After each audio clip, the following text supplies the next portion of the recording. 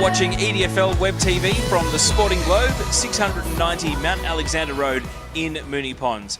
Adam, it's time to look forward to round 8, and we do so in the rapid fire segment. And I'm going to ask you a question that you may have heard before. About a month ago, I asked who will be the first team to beat Avondale Heights in Strathmore Community Bank Premier Division. Back then, you said Greenvale at Section Road, second time around, head-to-head later in the season. What's your answer this time? Avondale Heights, of course, still the last team standing unbeaten in the top division. That pick is still looking good, Teo, because that game is only 3 weeks away now at Section Road. But looking at some of their games coming up in the next month or so, Avondale Heights, they've got 3 or 4 really tough ones. The main one's Keilor in round 9. They're hosting that one. Then they go to Greenvale, and straight after that, they go to Aberfeldy.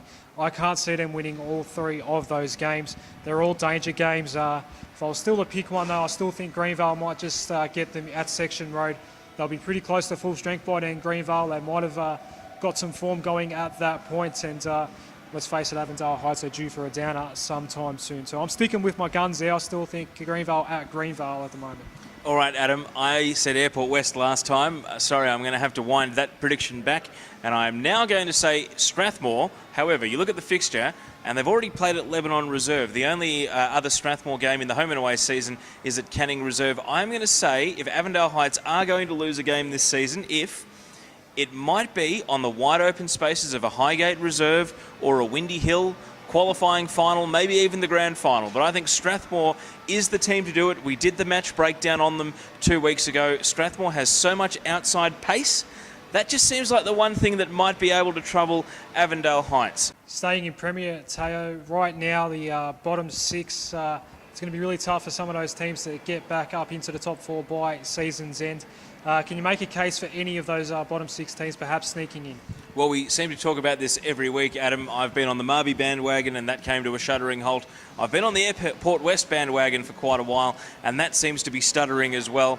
It's time for me to jump on the Greenvale bandwagon, Adam, and see if that makes any sort of a difference, mainly because they have a crucial match coming up this weekend. Keilor, of course, just the one loss so far this season, sitting pretty in the top 4, but the questions are still being asked. Can they sustain the form? They've got huge matches in the second half of the year against Airport West and also Strathmore, matches that they won the first time around. They can't exactly budget and put those in the bank the second time around. So it makes this game against Greenvale absolutely massive.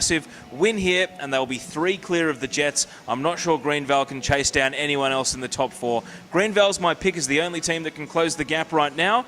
And I really do think this weekend against Keilor will be a crunch game in deciding whether or not they can make some sort of a charge back towards 4th place. Adam, who do you think is the most likely team, and how will they do it coming from the bottom 6? I still think it's Greenvale as well, Teo, and I'll echo a lot of your thoughts there. I still think they come good in the second half of the season. They can still easily win 7 or 8 games, Greenvale. I really am confident they can do that with their best side.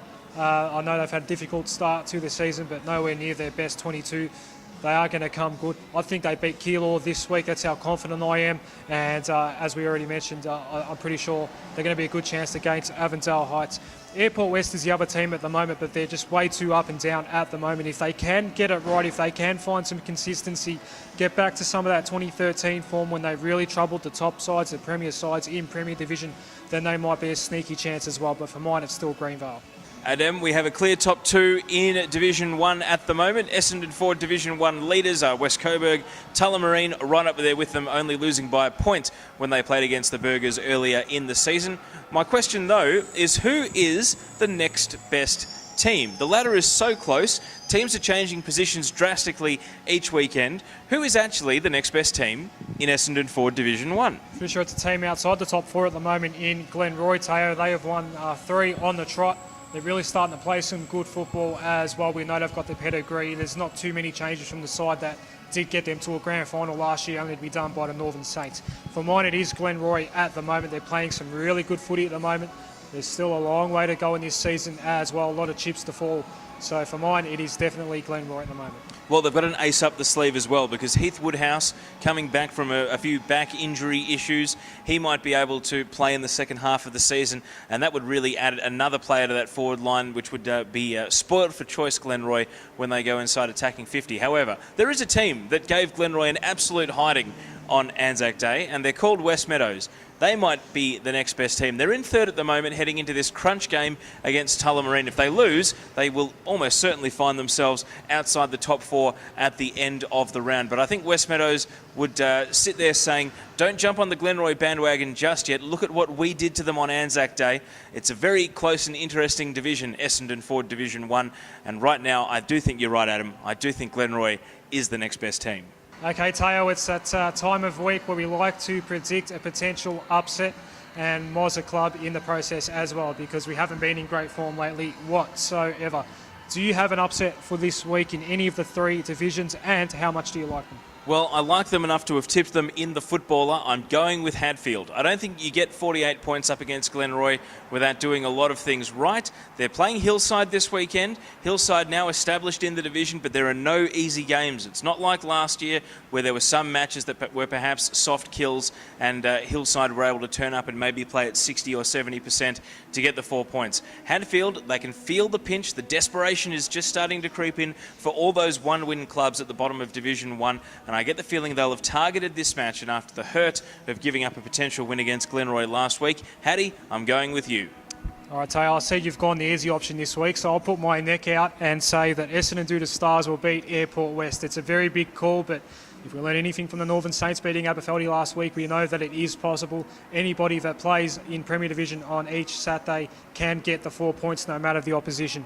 Really desperate for a win, Essendon Duda Stars. I know they'll have a big game next week, Tayo, against the Northern Saints, but they really need 4 points now after the Saints got their season off to that start with that first win of the season. They're still winless, Essendon Duda Stars. Airport West, very unpredictable, as we know. They've been so up and down, Dudas, though. Could this be a letdown game, and could players perhaps start thinking about a bit of preservation ahead of the Stars game, the Stars game against the Northern Saints the week after? Could that creep into their thinking heading into a match against Airport West? No such thing as a letdown when you're winless, Teo. That's as basic as I can answer that question. They're really desperate to get a win. Obviously, there's going to be an eye on next week, but that'll happen at 5 o'clock on Saturday night. They really need to get this win first against the team that's going to be ripe for the picking, Essendon Duda Stars, to beat Airport West for mine. That's it for EDFL Web TV this week. We don't know where we're going just yet for the Match of the Round broadcast. What I can guarantee is it will be 1 p.m. on Saturday through to 5:30 p.m. on Northwest FM 98.9, northwestfm.org, and also in your pocket, the EDFL team app. Adam, we now have more than 500 subscribers. It's absolutely free to download, but great numbers, and of course you can listen to the Northwest FM coverage by hitting the live radio button. Yeah, you're right, Teo. I'm one of those 500 people that have signed up for Team App. It is free, of course, and no matter where we are on the weekend, the radio team, you'll be able to listen to us. Of course, East Sunbury versus Burnside Heights had a thumping win in the poll. You see the social media networks appearing on your screen. We just have a few little logistical issues to sort out if we are going to do the game at East Sunbury. So follow the Twitter, follow the Facebook. As soon as we know the match for broadcast, it will be announced there, and we hope to have your company on Northwest FM and Team App. The best on ground in the game, regardless of where we are, will get the $40 Sporting Globe voucher to spend right here at 690 Mount Alexander Road. And that was Roxburgh Park's Tim Blacker last week. Tim, it's on the way. Congratulations on your fantastic performance. What you're seeing at the moment is the Gratian Sportswear raffle. It was held at the EDFL offices this week. John Toniolo from Gratian coming in, and the club development officer from the EDFL, Michael Russell, pulling out the winner there. And it is Burnside Heights who had the winning ticket. So congratulations, Burnside Heights, the Gratian Sportswear raffle winner. And they now have the tickets to an AFL President's Lunch for a game at the MCG. And I'm sure the Bears will make good use of that fantastic prize. Don't forget Junior Interleague. It started on Wednesday and it continues into the next week. I think we'll have a Interleague themed show coming up in the near future, Adam.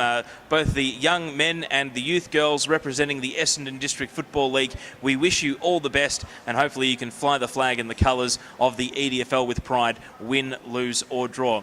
Adam, it's time for goodbye. Just a final word on what you're looking forward to this weekend.